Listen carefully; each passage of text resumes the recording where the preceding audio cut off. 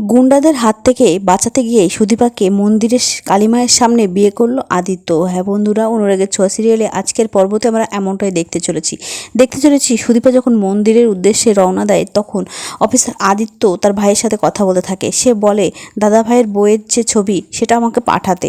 তখনই তার ভাই বলতেই যাবে যে ওই মেয়ের নামও পরমা আর তোর গার্লফ্রেন্ডের নামেও পরমা, কিন্তু বলার আগেই সে সুদীপাকে দেখে নেয় আর বলে ভাই তুই রাখ, আমি তোর সাথে পরে কথা বলছি। এবারে সুদীপাকে বলে তুমি এভাবে একা একা রাস্তার মধ্যে কেন, চলো আমি তোমাকে নামিয়ে দিচ্ছি। সুদীপা বলে আমি নিজের সেফটি নিজে বুঝি, আর তাছাড়া আমার কাজের জন্য আমি সরকারি গাড়ি ব্যবহার করতে চাই না।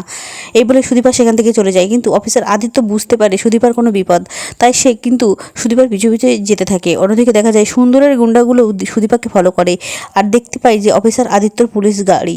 তখন সেই গুন্ডাগুলো সেখান থেকে চলে যায় এবং সুদীপাকে লক্ষ্য করে কিন্তু মন্দিরে আগে থেকে লুকিয়ে থাকে। সুদীপা মন্দিরে পৌঁছায় এবং পুজো দেয়। তারপরে দেখা যায় সুন্দরের গুন্ডাগুলো তাকে ঘেরাও করে।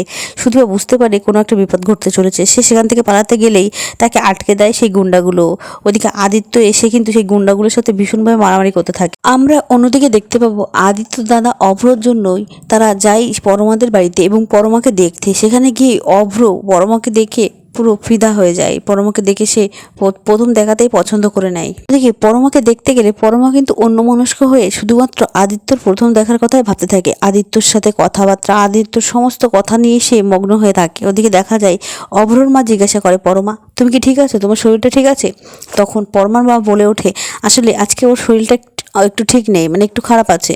তখন আদিত্যর মা বলে তাহলে ওর শরীরটা ভালো ছিল না, তাহলে আজকে আমাদেরকে আসতে বললেন কেন, পরে আসতে বলতে পারতেন। কিন্তু তখনই দেখা যায় পরমার বাবা বলে আসলে আপনাদের ছেলের 15 দিনের ছুটি তাড়াতাড়ি, মানে তারা আছে বলেই আমরা কিন্তু আপনাদেরকে আসতে বলেছি। আদিত্যর বাবা বলে আমরা দেশপ্রেমী অঘোর চৌধুরীর বংশধর, তাই দেশপ্রেম আমাদের রক্তে আছে। আমার দাদার বড় ছেলে সে মিলিটারিতে আছে আর আমার ছেলে আদিত্য সে পুলিশে আছে। এই কথাটা সে পুরো বলতে পারে না। সে অভ্রর কথা বলে আদিত্যর কথা যখনই বলতে যাবে তখন অভ্রর মা বলে আমি একটু মেয়ের সাথে কথা বলতে চাই। অভ্রর মা বলে আমি তো দেখতে পাচ্ছি আপনাদের পরিবারটা অনেক ছোট শান্ত, কিন্তু আমাদের পরিবারটা একান্নবর্তী পরিবার, আমরা জয়েন্ট ফ্যামিলি, তো আপনার মেয়ে সেখানে মানিয়ে নিতে পারবে তো? আর তাও এরপরেও বলতে থাকে যে পরমা তুমি কি রান্না বান্না কিছু পারো? পরমার বাবা বলে আসলে আমাদের একমাত্র মেয়ে তো, তাই সেমনভাবে আগুনের কাছে ওকে কখনোই যেতে দেওয়া হয়নি।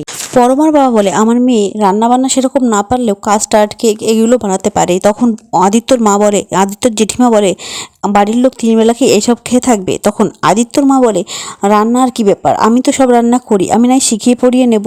তখন দেখা যায় অভ্রর মা বলে ছোট আমি তো কথা বলছি, মাঝখান থেকে তুই কেন কথা বলছিস? অভ্রর মা পরমাকে অনেকগুলো প্রশ্ন করে, কিন্তু পরমা কোনো প্রশ্নের উত্তর দেয় না। সে শুধু আদিত্যকে নিয়েই ভাবনায় মত্ত থাকে। ওদিকে পরমার মা তাকে বলে কি হচ্ছে পরমা? তখন দেখা যায় অভ্রর মা বলে ঠাকুরপো ওঠো, এই মেয়ের সাথে কোনো মতেই আমার ছেলের বিয়ে দেবো না। তখনই দেখা যায় পরমা উঠে দাঁড়ায় এবং বলে দাঁড়ান, আপনারা যাবেন না। হাত জোর করে তাদের কাছে ক্ষমা চায়। তারপরে দেখা যায় অভ্রর মা সেখানে বসে এবং তারপরে বিয়ের কথাবার্তা এগোয়। এভাবেই 2 ভাই 2 বোনকে বিয়ে করে একই জায়গায় নিয়ে আসবে, 2 বোন আবারও এক হবে। তো বন্ধুরা তোমরাও এমনটা চাও তো সুদীপা পরমা 2 বোন আবার এক হোক? কমেন্ট করতে ভুলো না। আর অনুরাগের ছোঁয়া সিরিয়ালে পরবর্তী আপডেট পেতে আমার চ্যানেলটি সাবস্ক্রাইব করে আমার পাশে থেকো। ধন্যবাদ।